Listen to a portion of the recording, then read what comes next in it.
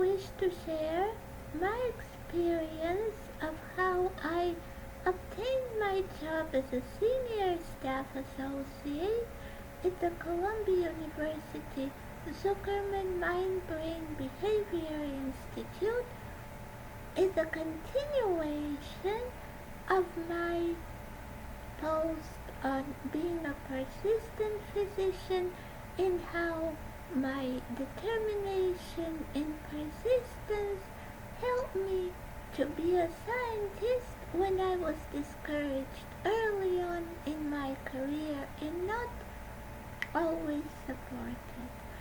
And I read now on LinkedIn recently advised how to deal with mid-career job loss and job search, which many people are facing, and many LinkedIn members were expressing opinions and giving advice, and I wish to share some advice which also applies to this and hopefully will be helpful for other people who are searching for a job.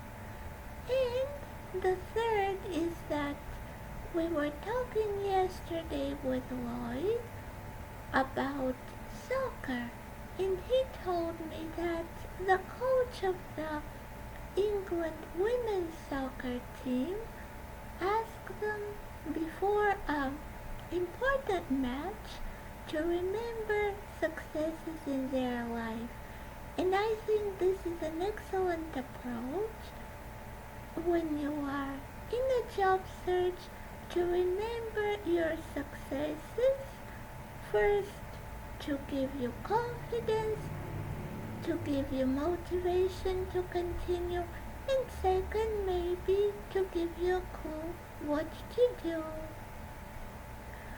And so, to describe briefly how I found my job at Columbia University, I have been applying for science job at Columbia University maybe since 2012. And I even have my application as assistant professor in neuroscience with a research statement and teaching statement, which was around 2012 and 2013. After I finished my fellowship at Albert Einstein College of Medicine and Psychiatry, I worked as a senior postdoctoral scholar at the Department of Pathology at the Icahn School of Medicine at Mount Sinai. But there my supervisor, because initially they hired me to be a more senior person in the lab and to help them while they have their clinical duties, then they decided that they don't have enough funding to support a more senior person. And so I had to search for a job, and the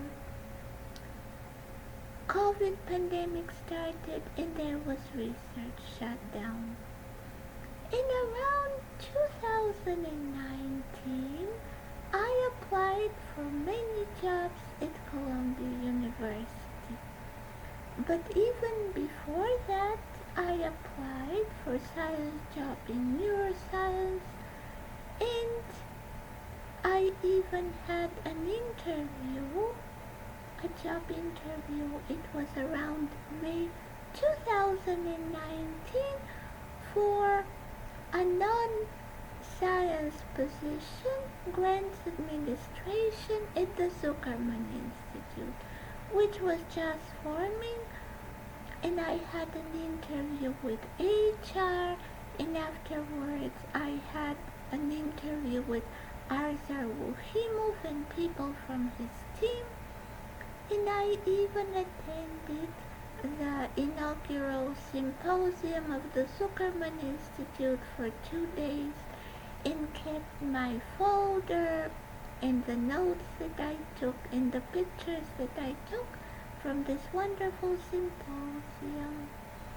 I didn't get this job again for different reasons. I think one was that the hiring people told me I don't have enough grant administration experience. And I continued during the pandemic to apply online at Columbia University Careers. This is one thing. If you want something, be persistent and don't give up. Of course, I applied at many other places, universities, and pharma companies.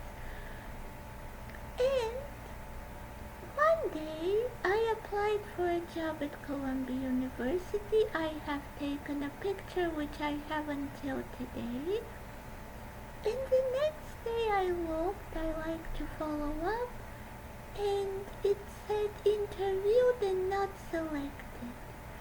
And then I was shocked because I applied the previous day and I have never had an interview.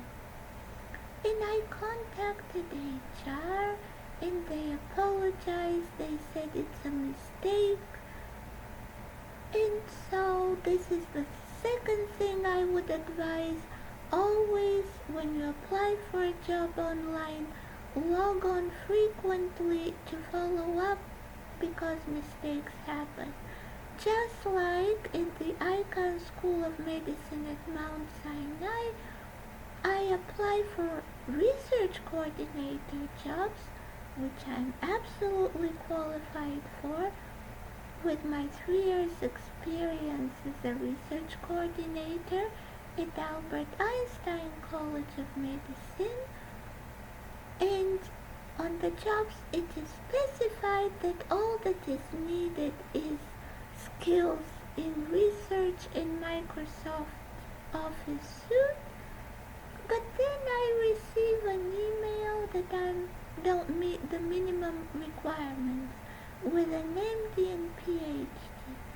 And I received several such rejections, and I phoned and spoke with HR at Mount Sinai, and they told me that this is a glitch in the system, in the online application system.